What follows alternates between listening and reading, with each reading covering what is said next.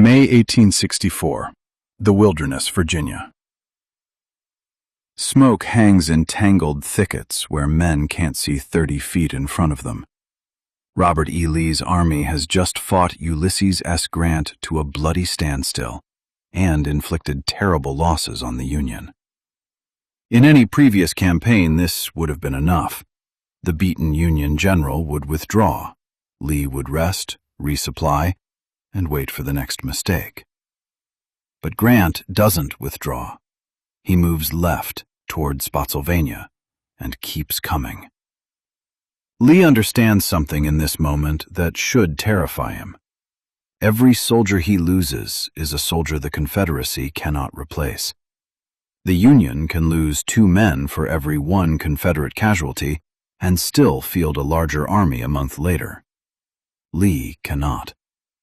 And yet, again and again, in this campaign and in the years before it, Lee chooses to attack. So why would a general who understood his own arithmetic better than anyone keep making a decision that arithmetic seemed to forbid? Was Lee reckless? Was he trapped by his own aggressive instincts? Or did he understand something about the shape of the war that made attacking, despite everything, his best available option? To answer that, we have to go back to the beginning of his command and understand a war where standing still may have been the most dangerous choice of all. It's tempting to flatten the Confederacy's problem into a single sentence. They were running out of men. That's true, but it oversimplifies a much messier reality. Confederate manpower was strained by a patchwork of state-controlled enlistment systems, by desertion that spiked whenever soldiers heard their farms back home were failing, by disease that killed more soldiers than bullets did in both armies, and by a supply system that couldn't reliably move food, shoes, or ammunition to where it was needed. The Union, by contrast, could draw on a larger population, immigration, a growing industrial base, and railroads that expanded even during the war. But none of this meant Lee's army was toothless.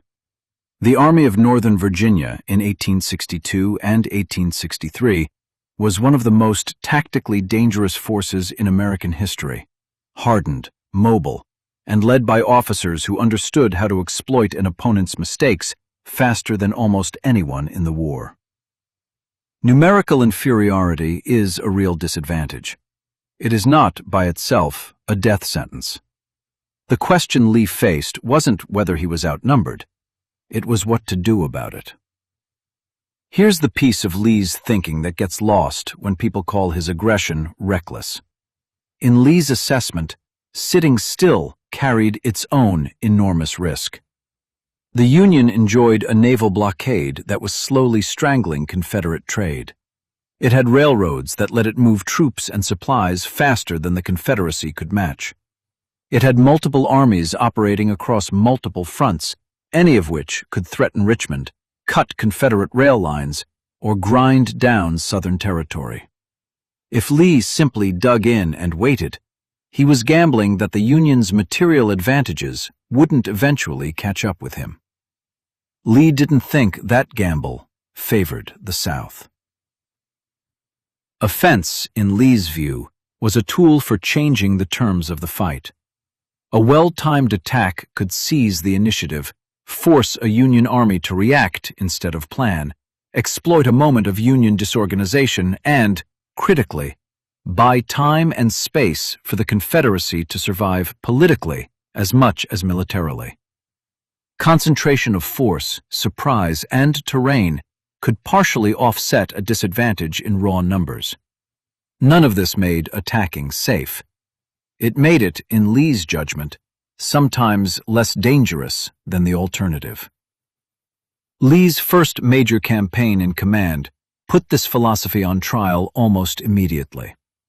In the summer of 1862, Union General George McClellan's army sat within miles of Richmond, slow-moving but enormous. Lee, newly in command, chose not to wait for McClellan to complete a methodical siege. He attacked repeatedly over 7 days, absorbing heavy casualties in the process. In several of these engagements, Confederate losses were higher than Union losses. Judged purely by the ledger of dead and wounded, the 7 days look costly. Judged by strategic outcome, they accomplished something McClellan's slow approach could not have prevented on its own. They drove the Union Army away from Richmond and bought the Confederate capital time it desperately needed. Lee had spent men to buy strategic breathing room. It was an early sign of the pattern that would define his command, accepting brutal losses in exchange for disrupting a Union plan before it could fully mature. That same instinct sharpened later in 1862 at 2nd Manassas. Lee, working in coordination with Stonewall Jackson, exploited Union troop movements and hesitation to concentrate Confederate forces at a decisive point, culminating in James Longstreet's massive flank attack. This wasn't reckless aggression for its own sake. It was Lee identifying a moment where the Union Army was strung out and vulnerable, and moving fast before that moment closed. Confederate morale surged.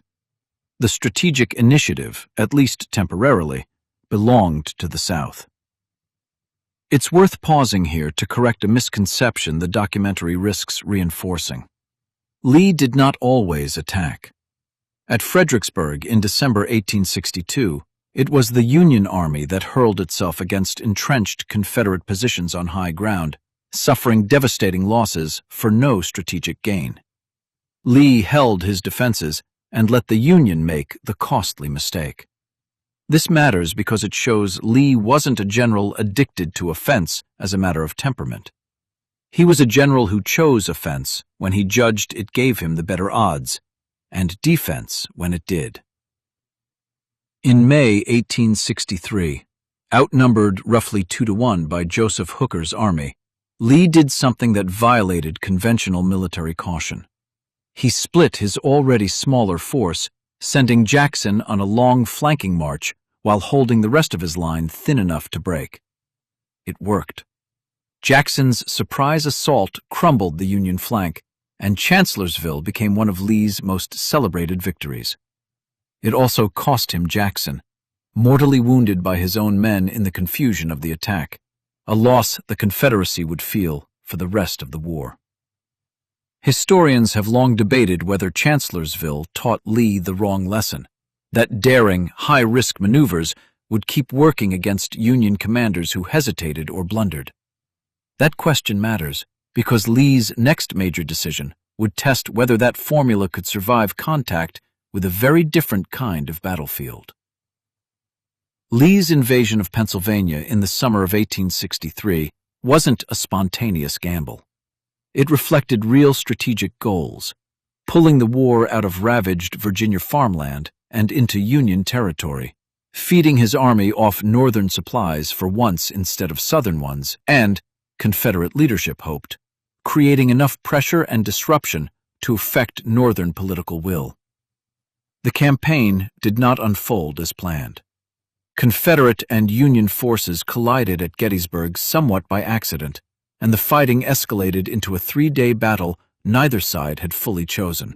By the 3rd day, Lee ordered a massed infantry assault on the center of the Union line, Pickett's charge, betting that a concentrated breakthrough could shatter Meade's army the way earlier assaults had shattered Union lines before. Confederate troops crossed nearly a mile of open ground under artillery and rifle fire. The attack failed, with catastrophic Confederate casualties. Gettysburg is often reduced to a single bad decision. It's more accurate and more useful to see it as the moment Lee's offensive formula, one that had worked against cautious or outmaneuvered Union commanders, met a well-positioned defender on ground that favored the defense. The strategy hadn't been irrational at its outset. It had simply run out of room to work. Everything changed in 1864 with Ulysses S. Grant. Previous Union commanders, after suffering costly reversals, had typically pulled back to regroup. Grant didn't. At the Wilderness, at Spotsylvania, at Cold Harbor, Lee's army inflicted grievous Union casualties, and Grant kept moving anyway, sliding around Lee's flank again and again, pressing steadily toward Richmond and Petersburg. This broke the pattern Lee had relied on. Tactical Confederate success no longer bought strategic relief. It simply meant fighting again, days later, somewhere new. The Confederacy's irreplaceable losses kept accumulating, while the Union, however staggering its own casualties, could keep refilling its ranks. Lee's army was being pulled into precisely the kind of grinding, attritional contest he had spent 2 years trying to avoid. By the siege of Petersburg, Lee's options had narrowed dramatically. His army, undersupplied and thinning, was pinned into trench lines defending vital railroad connections into Richmond. The offensive maneuvers that had once been his signature weapon were, by this stage, barely possible. Union pressure, better supply lines, and cavalry operations under Philip Sheridan steadily strangled Confederate movement. The question was no longer whether Lee should attack. It was whether his army could hold together at all. The collapse came in spring 1865. Union victory at Five Forks broke the Confederate right, forcing the evacuation of Petersburg and, days later, Richmond itself.